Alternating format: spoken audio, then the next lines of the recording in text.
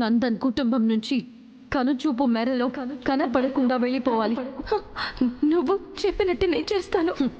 మాట తప్పితే ఏమవుతుందో తెలుసు కదా. కేసు ఎప్పుడైనా బయటకి తీయొచ్చు. వెళ్దాం పద.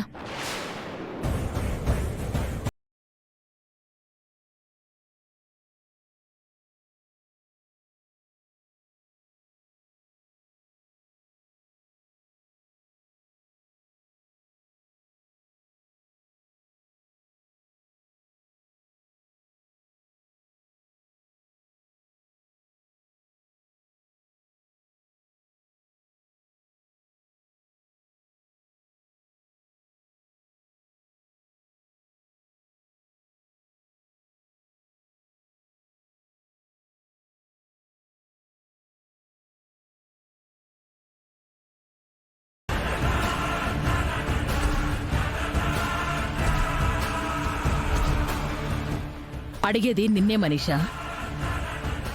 తిను ఎవరో కాదు.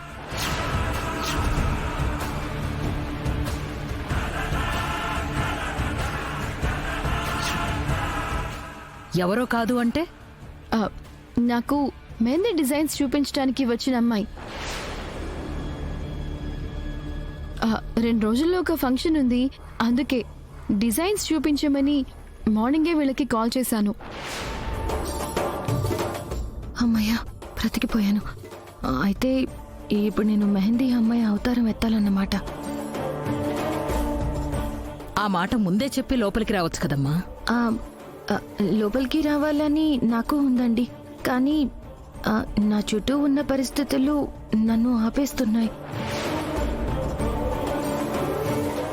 కొన్ని బలాలు నన్ను వెనక్కి లాగుతున్నాయి. అసలు ఈ అమ్మాయి దేని గురించి మాట్లాడుతుంది? పరిస్థితులే ఉంటాయమ్మా. మహా అయితే నిన్ను సెక్యూరిటీ గార్డ్ ఆపుతాడు, అంతే కదా. నువ్వు ఎవరో చెప్తే లోపలికి పంపించకుండా ఉంటారా? ఎవరో చెప్పుకునే పరిస్థితి లేదు, అందుకే ఎన్ని రకాల వేషాలు.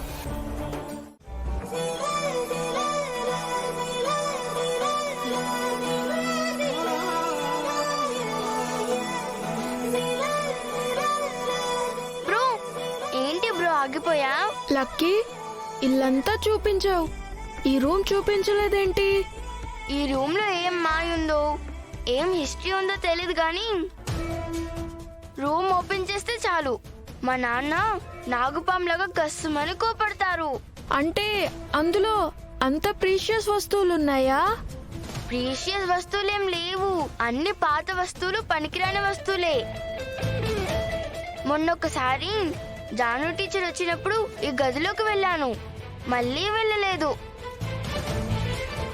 వెళ్ళడం చూస్తే మా నాన్న తిడతాడు. ఎందుకులే జున్ను, వెళ్దాం పదా. లేదు బ్రో, నేను ఈ రూమ్ చూడాలి. వద్దని చెప్తున్నాను కదా, పద వెళ్దాం. ఎవరైనా వద్దంటే నాకు అదే చేయాలనిపిస్తుంది. పద, ఏం కాదు, ఎవరు చూడ్డం లేదు కదా, రా. అవసరం లేని మనుషుల గురించి అనవసరమైన టైంలో గుర్తు చేసి అందరినీ బాధ పెడుతున్నారేంటి ఆంటీ? మనీషా, ఇక్కడ ఎవరు అనవసరమైన మనుషులో, ఎవరు అవసరమైన మనుషులో నువ్వు సర్టిఫికెట్ ఇవ్వాల్సిన అవసరం లేదు.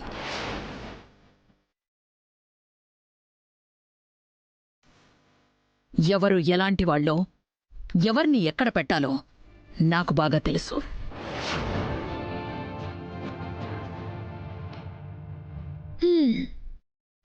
మరక వదలవేంటే అంటే ఊరంతా చూసి నవ్వేదాకా వదులుతానా అన్నట్టు ఆ లక్ష్మి అనే దరిద్రం పోయిందనుకున్నాను.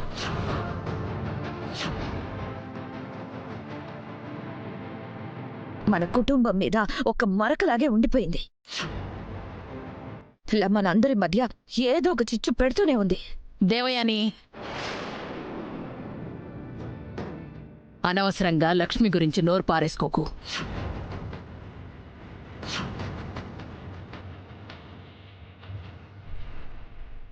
నన్ను క్షమించక్క. మిత్ర బాధపడుతూ ఉంటే చూడలేకపోయాను. అందుకే నేను 4 మాటలు అన్నాను.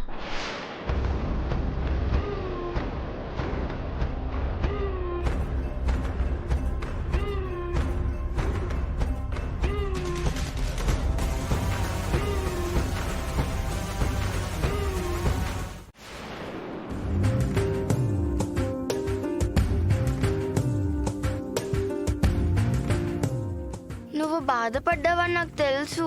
అందుకే నువ్వేం మాట్లాడడం లేదని కూడా నాకు తెలుసు. మా నాన్నలే మాట్లాడతారని నేను అస్సలు ఎక్స్పెక్ట్ చేయలేదు జున్ను. మీ నాన్న అలాగే మాట్లాడతారు, నాకు తెలుసు. మా నాన్న చాలా మంచివాడు, కానీ ఆ రూమ్ విషయంలోనే కోపడతారు. ఎలా చెప్పాలంటే ఇంటి పైకప్పు ఎగిరిపోయేలా గట్టిగా అరుస్తారు. అందుకే ఆ రూమ్ లోకి వెళ్ళొద్దు అన్నాను. నువ్వే వద్దన్నది చేస్తానంటూ మొండిగా లోపలికెళ్ళావు. అయితే ఆయన అలా అరుస్తారా? పెద్దవాళ్ళు చెప్పిన మాట వినకపోతే చిన్నపిల్లల మీద కోపడతారు కదా. ఏ నువ్వు తప్పు చేస్తే మీ అమ్మ కోపడదా? తప్పు చేస్తే కోప్పడుతుంది, కానీ ఆ రూమ్ లోకి వెళ్ళడం తప్పెలా అవుతుంది? పెద్దవాళ్ళు ఒకసారి వద్దన్నారంటే మనం కూడా ఆలోచించాలి.